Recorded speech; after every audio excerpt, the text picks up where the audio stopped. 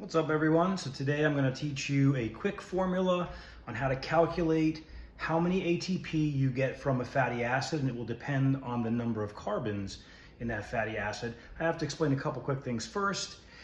So what we're going to do with the fatty acids is we're going to put them through something called beta oxidation, and then we're going to put them into the Krebs cycle and then use some of those products for oxidative phosphorylation, okay?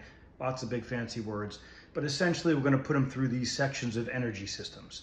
With the beta oxidation, we're going to break them into these 2 carbon molecules, and for every one of those, we're going to get something called acetyl-CoA, and every one of those, we get to go through the Krebs cycle once and create all the products that we do from there, each time. So we're also going to create some products, these things called FADH2 and NADH.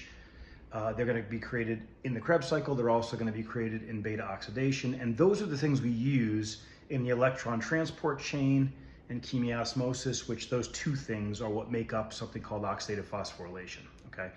So here's what happens. So we use those NADHs and FADHs, and we get ATP from them. So this is what I need to explain, that every 1 NADH is worth 2.5 ATP, and every FADH2 is worth 1.5 ATP. And the reason I specify this is because in some basic biochemistry books, they will round those numbers up, and so the numbers will be wrong.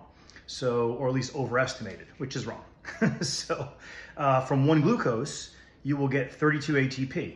You will see in some books 38, but that's because they're rounding NADH up to 3, and they're rounding FADH2 up to 2. Those are not accurate numbers for human physiology. So when we look at this, all right, so here's the quick formula though. All that to get to the quick formula. If you count the number of carbons, okay, you times that by 7, and then you minus that product by 6. So for instance, you have a fatty acid called palmitic acid. It has 16 carbons. We get 106 ATP from that.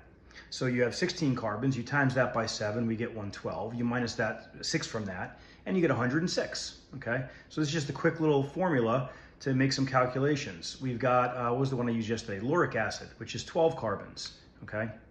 You get 78 ATP from that, okay?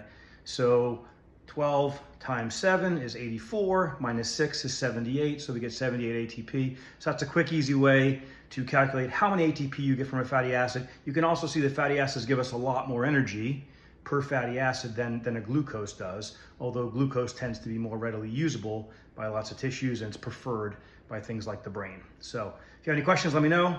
Stay strong. I'll see you next time.